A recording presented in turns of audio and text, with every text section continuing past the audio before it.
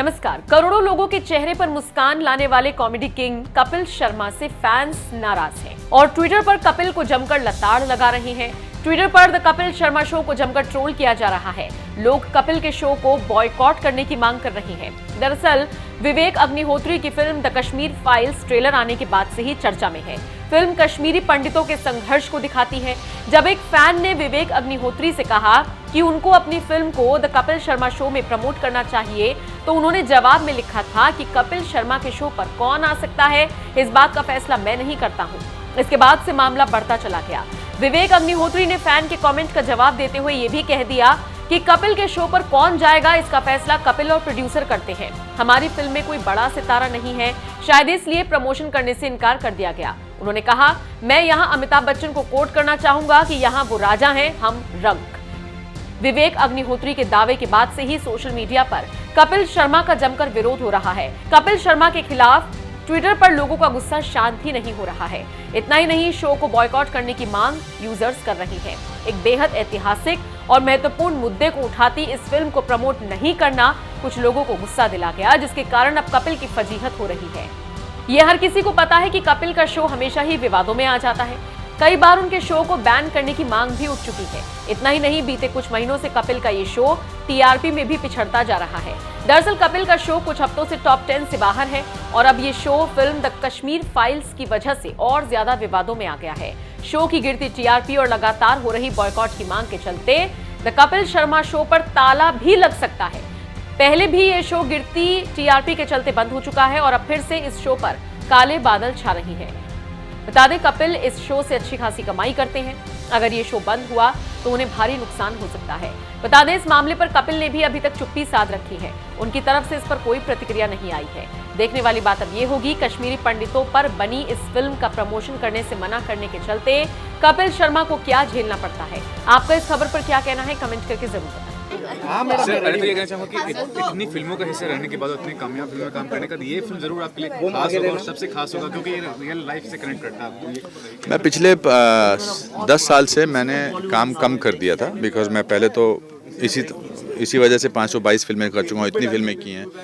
तो मैं ये फिल्म बाकी फिल्मों की तरह ज़रा ज़्यादा फोकस है और ख़ासकर ये तो मेरे दिल के बहुत करीब है, क्योंकि ये कश्मीरी पंडितों की त्रासदी है, उनकी ट्रेजेडी की कहानी है और इसको पर्दे पर लाना कला का भी उसमें हाथ था और मतलब क्राफ्ट का भी काम था एज एन एक्टर, और दिल के जितने भी टुकड़े हो सकते थे उनको भी लोगों तक पहुंचाना बहुत ज़रूरी था।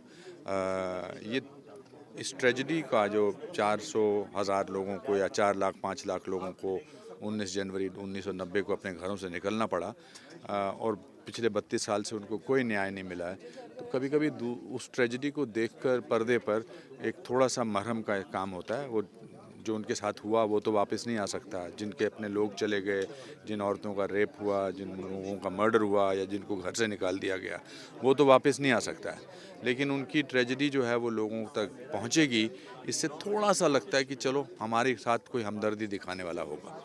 फिल्म के जो निर्देशक है हमेशा कुछ अलग करने की कोशिश करते हैं। पहले भी जो फिल्म बनाई थी वो भी अलग थी, ये भी अलग है। क्या कहना चाहेंगे, कितना बड़ा क्रेज फैक्टर इन्वॉल्व होता है जब कुछ अलग करने? मुझे विवेक की फिल्म ताशकंद फाइल्स बहुत अच्छी लगी थी। बुद्धा इन ट्रैफिक जैम में मैंने खुद भी काम किया था। कभी कभी अपनी कॉलिंग मिल जाती है, आपको लगता है कि अब ये मैं बनाना चाहता हूँ, ये मुद्दे से जुड़ी हुई फिल्में मैं उनमें काम करना, उन पर पिक्चर बनाना चाहता हूँ। I think Vivek Ranjan Agnihotri has got his calling, he has found his niche, he has found his truth, and that's very very very powerful. अगर आपके कैरेक्टर की बात की जाए, सबसे ज़्यादा डिफिकल्ट पार्ट क्या कुछ रहा आपके लिए, ये जानना चाहूँगी। You see, just because आप कैरेक्टर की भावनाओं को महसूस कर सकते हैं, पर उसको उसी हिसाब से दर्शाना बहुत मुश्किल होता है, क्योंकि जो महसूस किया हो उसका दर्द तो एक इंडिविजुअल को महसूस होता है, लेकिन वो करोड़ों लोगों को कैसे महसूस होगा उसके लिए कला की ज़रूरत पड़ती है। तो इसमें दोनों को, जो कैरेक्टर का नाम है पुष्कर नाथ है, जो मेरे फादर का भी नाम था, दोनों को जोड़कर लोगों तक पहुंचाना और अपने दर्द को छुपा के रखना, वो बड़ा मुश्किल था। बट काम मुश्किल ना हो तो उसको करने का फ़ायदा क्या, अगर ना हुआ तो। सर, आपसे और एक बात जानना चाहूँगी, जिस तरह से आपने आपने ये कश्मीर फाइल में पूरी ये जो मतलब रिसर्च किया है, आपने सारी सच्चाई को आपने दर्शाने की कोशिश की है। जानना ये चाहूँगी कि कहाँ पे आपको लगता है कि सबसे ज़्यादा फॉल्ट यहाँ पे है, इसलिए ये घटना हुई, किसकी फॉल्ट लगती है? कभी कभी सच्चाई को दिखाने में एज इट इज़ उसमें किसका फॉल्ट रहा, किसकी परेशानी थी, वो लोगों को डिसाइड करना चाहिए। हम तो कहानी के पात्र हैं और हमने कहानी को दिखा दिया। पूरी दुनिया जानती है कि इसके किसके terrorism is the biggest enemy of human beings, of human kind, of world today. और यही टेररिज्म का ये जो थे ये शिकार हुए ये कश्मीरी पंडित। एक वरना कश्मीर जो है वो उसका कश्यप, ऋषि कश्यप के नाम से उस पर रखा गया है और धीरे धीरे धीरे धीरे करके सब लोग वहाँ से निकाल दिए गए हैं। तो आई थिंक टेररिज्म ने हर किस्म के इंसान को, हर किस्म के धर्म को नुकसान पहुंचाया है, न केवल पंडितों को, ब्राह्मणों को या हिंदुओं को, पर उसमें मुसलमान को भी काफ़ी टेररिज्म के शिकार हुए हैं, काफ़ी उनकी भी जानें गई हैं। सरदारों को अभी भी कश्मीर में कितने लोगों ने मुसलमानों को ही मारा है, कितने सरदारों की रिसेंटली हत्या की गई है। तो biggest enemy of today's world is terrorism. नमस्कार। Thank you. सबसे पहले मैं आपको बताना चाहूँगी कि आपका अभी हमने 20 मिनट का ट्रेलर दिखाया है, बहुत ही दिल को छू जाने वाली लगी। और जिस तरह की ये स्टोरी है, जिस तरह से ये हमारी हिस्ट्री में हुआ, द कश्मीर फाइल आप लेकर आ रहे हैं, सबसे पहले क्या ऑडियंस को बोलना चाहेंगे? मैं सिर्फ अपने दर्शकों से यही कहना चाहूँगा कि ये यथार्थ है, बहुत ही सत्य है और ये जो कड़वा सच है ये लोगों तक ज़रूर पहुँचना चाहिए। और ये विवेक अग्निहोत्री साहब ने ये जो बीड़ा उठाया है वो बहुत ही काबिल तारीफ़ है। You know, he deserves all the credit to bring this story out. बहुत ही बढ़िया बात है। और देखिए ये बहुत ही मार्मिक है, बहुत ही दारुण है, इतनी इमोशनल कहानी है ये कि जो सत्य है। आप देखेंगे कि मेरा तो ये कहना है, ज़रूरी ये चाहता हूँ कि अपने दर्शकों से कि हर भारतीय को ये फिल्म देखनी चाहिए ताकि उन्हें पता चले कि किस तरह एक मास एक्सोडस हुआ, जेनोसाइड किया गया, एक कम्युनिटी को मार मार के भगा दिया गया, ताकि ये लोगों को दिल दहला देने वाला जो ये सब्जेक्ट है लोगों तक पहुँचे। बिकॉज और ताकि इस तरह की दोबारा घटना हमारे देश में फिर ना हो। यही रीज़न है कि हम सब इस कॉज से जुड़े हैं और हमने ये विवेक साहब ने ये फिल्म बनाई है।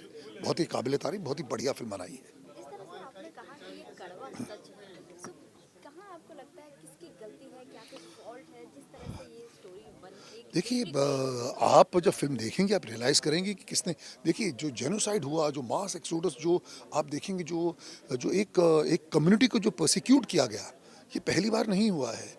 ज्यूस के साथ हुआ हमारे देश में। आप देखिए पार्टीशन से पहले, बिकॉज मेरे जो पिताजी थे, मेरे जो दादाजी थे, वो रावलपिंडी के थे, सियालकोट के थे, पेशावर के थे।